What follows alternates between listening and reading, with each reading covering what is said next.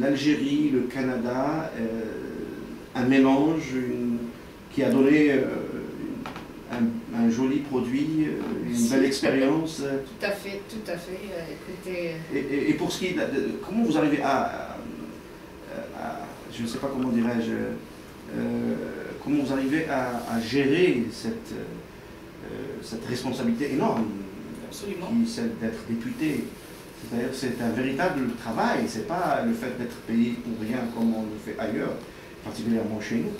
Comment vous arrivez à gérer la famille, vos enfants, votre travail, le travail de votre circonscription, le contact permanent avec les gens qui vous ont élus, les rencontrer, etc. Comment vous arrivez à gérer tout ça? Mais, écoutez, par rapport à ma famille, comme je dis à mes collègues, tout ça, ils savent tous que j'ai 3 enfants, j'ai un mari aussi. Ce que je disais, c'est que moi, avant d'être députée, donc j'avais réussi mes examens et en tant que médecin étranger, on n'a pas le choix des universités qui devaient nous accueillir. Moi, j'ai resté sur la rive sud. On m'a envoyé à l'université là-bas qui est à Québec. Mes enfants, ils étaient en bas âge. Je faisais la navette les week-ends lorsque je n'étais pas de garde. Puis maintenant, ils sont rendus plus vieux, plus autonomes. Par rapport où je suis maintenant, ça ne les dérange pas beaucoup. Au contraire, ils sont fiers de leur maman. Et ils me servaient toujours sur la chaîne qu'on appelle CPAC. Yeah. La chaîne parlementaire. La chaîne parlementaire pour voir maman. En dehors, que je les appelle tous les soirs. Ils sont à l'université, ils étudient, ils sont oui, au collège. J'ai une, non, la jeune, elle est encore à la dernière année primaire. La cadette, elle est 2e année secondaire. Et le garçon, il est en 3e année secondaire. Est-ce que le fait d'être député, est-ce que d'abord les enfants sont en contact avec la communauté algérienne? De temps en temps, parce que comme je vous ai dit, oui, il est en contact. Je parle de la communauté algérienne à Québec. À Québec, bien sûr, bien sûr. Bien sûr. Et est-ce que vous, à titre de maman députée, n'est-ce pas, on peut l'appeler comme ça, vous appelez comme ça, de maman députée, de responsable, maintenant politique, dans un parti d'opposition qui a quand même c'est une lourde tâche et sa place aussi sur la vie, dans la vie politique canadienne en général. Est-ce que vous continuez à avoir des contacts avec votre communauté, la communauté algérienne, la communauté maghrébine? Oui, c'est sûr que d'ailleurs, j'ai... Parce que je vous pose cette question franchement.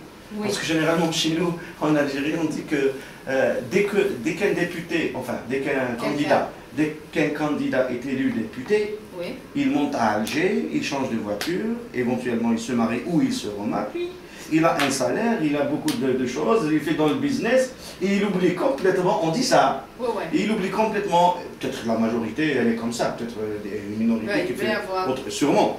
Et puis par ailleurs, il oublie complètement sa circonscription. Et il ne reviendra voir sa circonscription que le jour où il souhaiterait être réélu. Est-ce que c'est la même chose pour vous? Ça ne fonctionne pas du tout ici au Canada. Les gens qui nous ont élus veulent... Ils vous contrôlent, hein? Ils nous contrôlent, ils nous surveillent quand est-ce qu'on est venu, quand est-ce qu'on n'est pas venu.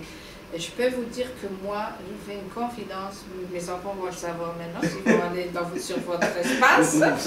C'est que moi, quand je rentre d'ici, le vendredi, je vais directement à mon bureau de comté. Ma famille n'est même pas au courant que je suis rentrée sur la rive sud. Je fais ce que j'ai à faire par rapport à mes commettants. Puis le soir, je rentre, j'arrive du travail, mais je ne précise pas d'où je viens. Et c'est sûr que c'est ça.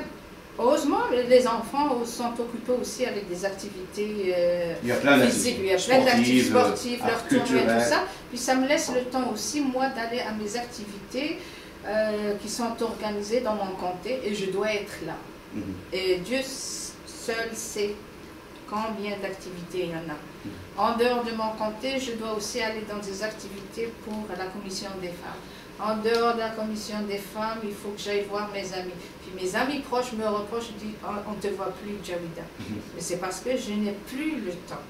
Vous voyez le volume de travail qu'on a.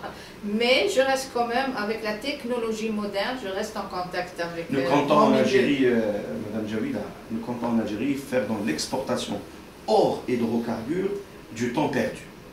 On va vous exporter un peu de temps perdu, n'est-ce pas? Alors, j'aimerais en avoir plus. Alors, en tous les cas, nous sommes fiers de vous.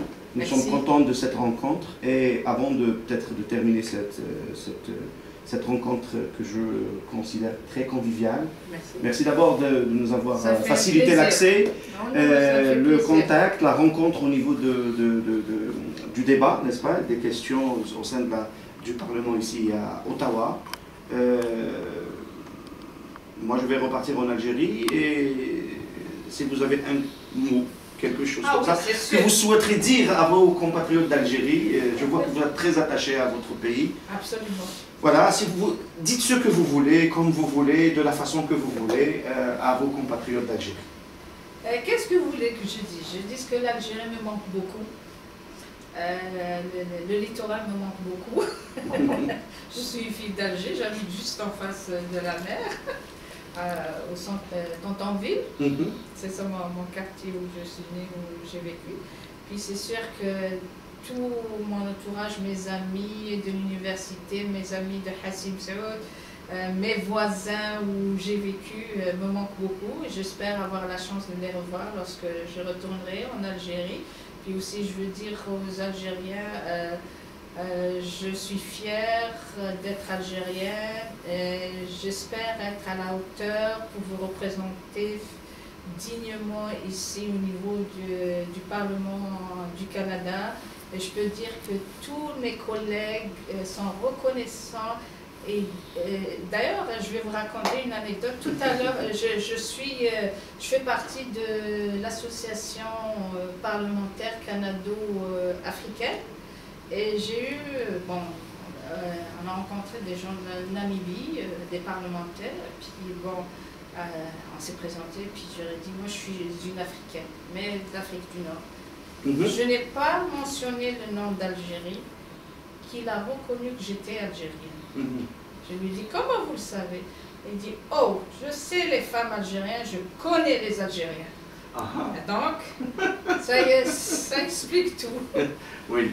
Donc, je veux dire que les gens reconnaissent le potentiel que les Algériens et les Algériennes ont.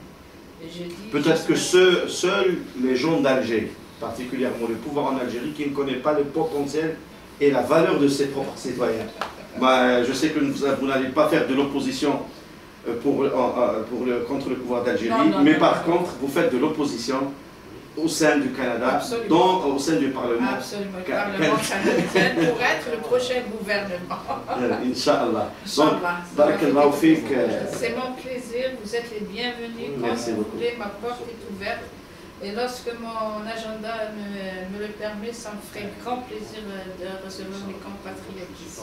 Merci beaucoup. Barakallahu fik. Ça me fait plaisir. النائب جاويدة صلاح. نائب والنائبة.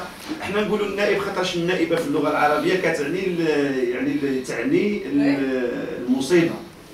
ولذلك فاحنا نقولوا النائب، ولو انه حتى كلمة النائبة يعني ما نخلطوش ونقولوا باللي النائبه معناتها الديبيوتي. هذا ما كيما هي دكتور هذا في الكيبيك يقولوا دكتور كاين vous voyez donc les choses changent, devraient changer. Exactement. بارك الله فيك السيدة جميلة الحكيمة الطبيبة الأم الجزائرية وكذلك النائب أو النائبة مش مشكلة هذه. ويعطيك الصحة اللي استقبلتينا ويعطيكم انتم الصحة ايضا اللي يعني استقبلتونا ايضا عن طريق الموقع نتاعنا اللي هو الجمهورية الثانية وبارك الله فيكم ويعطيكم الصحة.